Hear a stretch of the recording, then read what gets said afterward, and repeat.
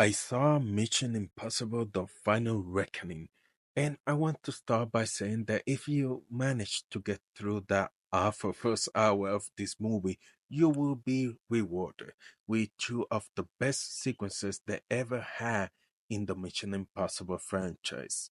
Now, as I watched this Mission Impossible The Final Reckoning, and something like I think it come out a number of times throughout the movie is that the movie seems a little Indiana Jones like and in a very good way. And I really appreciate that element of adventure and risks in the movie. Now, this film had some trouble with production because Mission Impossible 7 and 8 was supposed to be filmed back to back because it's a two-parter. Even though they try to seriously downplay that because the last movie didn't perform well. And the problems comes from this being one of the worst productions hit by COVID, and then it got hit again with the writer strikes and then the actors strikes. So the production had to stop and start multiple times, and as a result, the budget for this movie has ballooned to yes, that's insane. Now, the first hour of this movie is a serious patch job.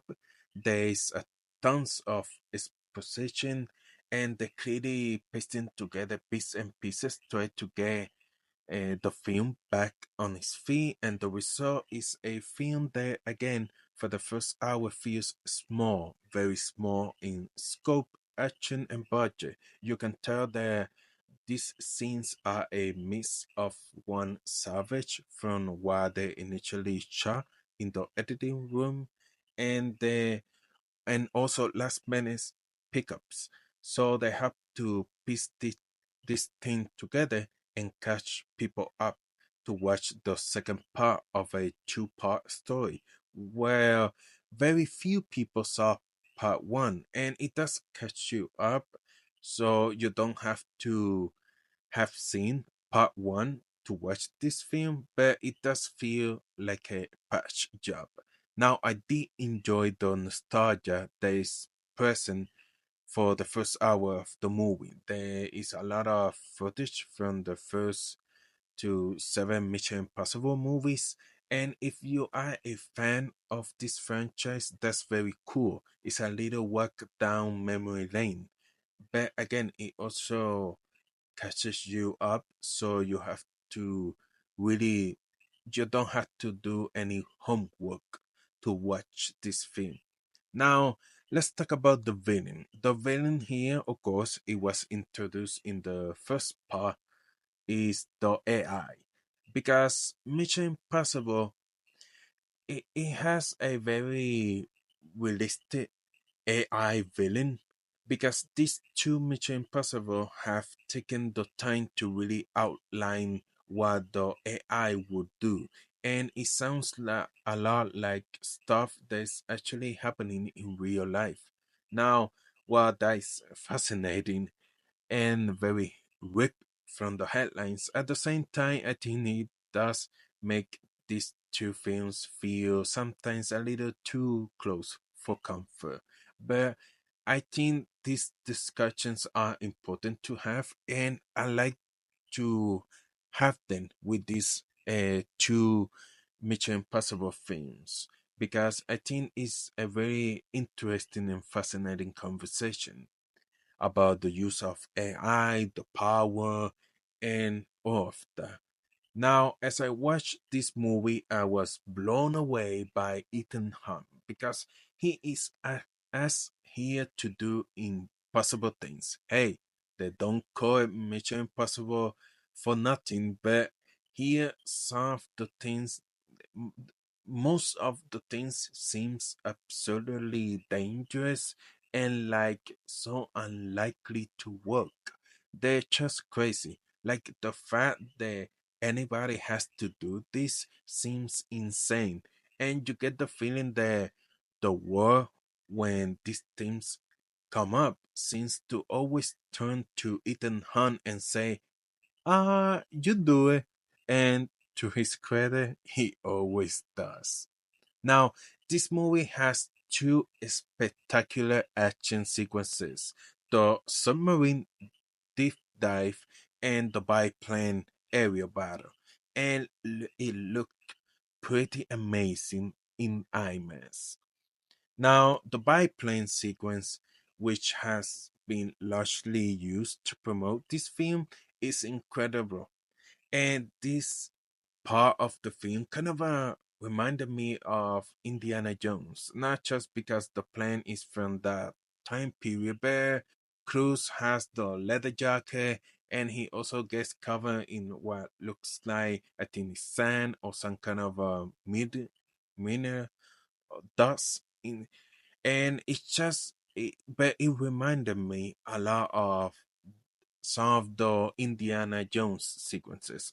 Of course, with that added Tom Cruise trademark willingness to risk his life for our entertainment.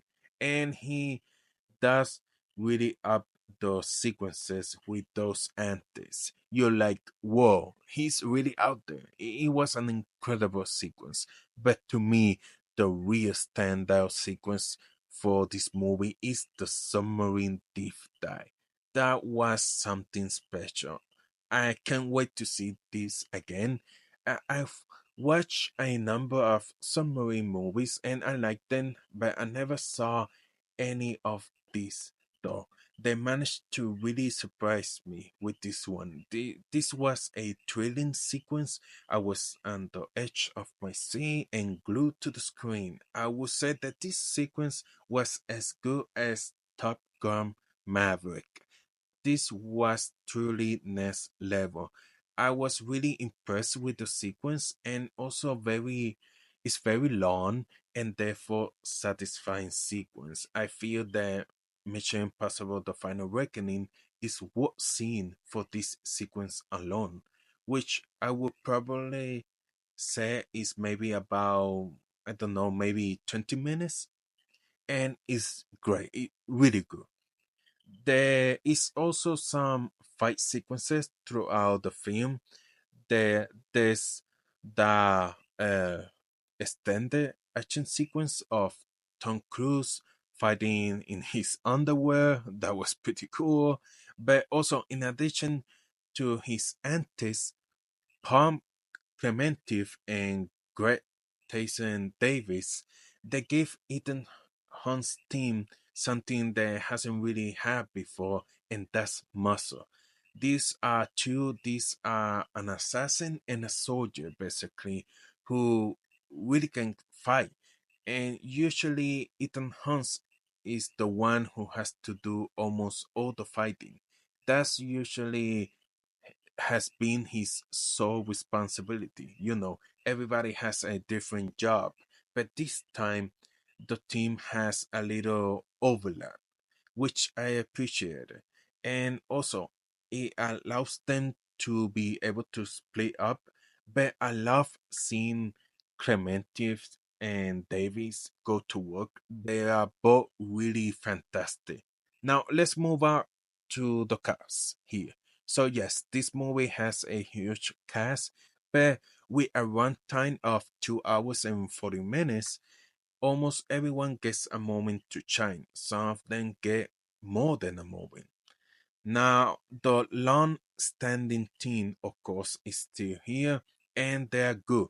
They've assembled a very good team for Mission Impossible. Simon Pegg, I thought, particularly stood out here, not only continuing to do a lot of the heavy lifting with the light comedy touches that he brings, but also give he has been given more responsibility as Ethan's second in command, which I found very satisfying because, of course, he when he started his journey, his character was a real fish out of water when it comes to the spy game. So to see him evolve and get his footing and become more self assured as a spy was really nice to see.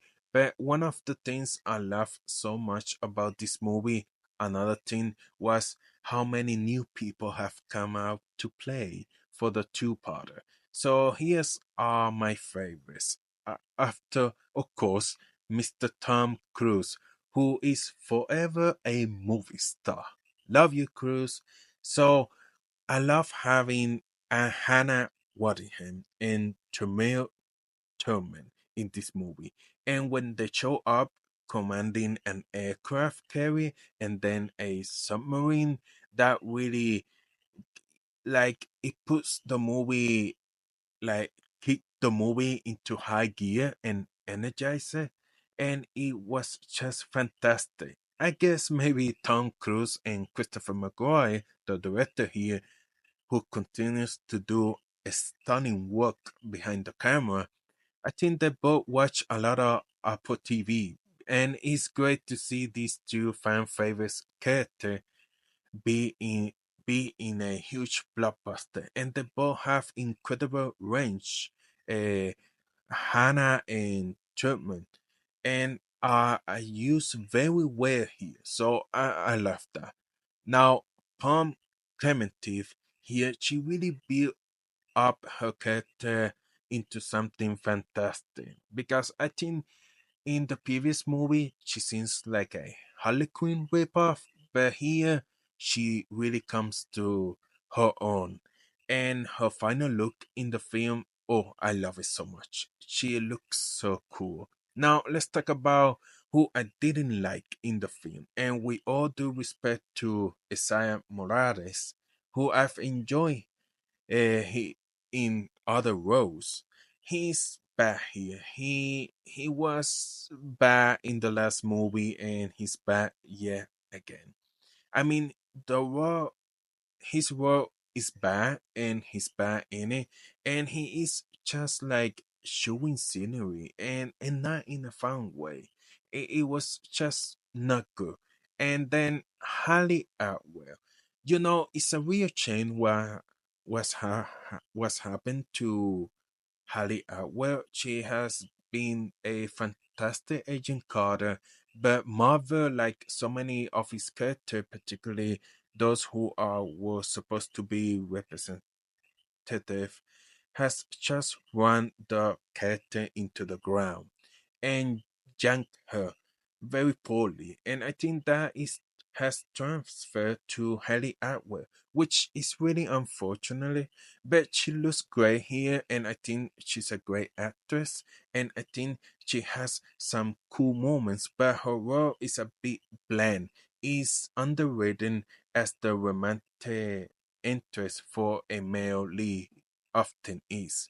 And I'm still upset that she replaced Rebecca Ferguson's character as Sapphires, and the movie has given them the same styling. And like, what? Why does she even look like a Sapphire? Now, there is one specific thing that Halle Atwood's character has to do because it's her specialty, and she did it very well. But I don't see why as Sapphires could have uh, be good at that. But I really miss her, and I think that she would be. It's a real shame. Now, let me tell you, the movie is like a roller coaster because it started out bad, but by the end was so amazing, and I'm glad I saw it, and I do plan to see it again. I think that Especially, I think that if you haven't seen part one, you're probably going to enjoy it a little more because of the exposition, getting you ready for the story of this part two, and, catching you up like a recap. Now, for those who have seen the previous film, I think there is going to be like a ton of exposition that you already know. And but given that, the once you get to that first hour of the movie, or it really kicks into high gear and it's truly amazing. So keep that in mind. So I still highly recommend it. And if you can see it on the IMAX screen, oh, you're going to be blown away by those two big action sequences.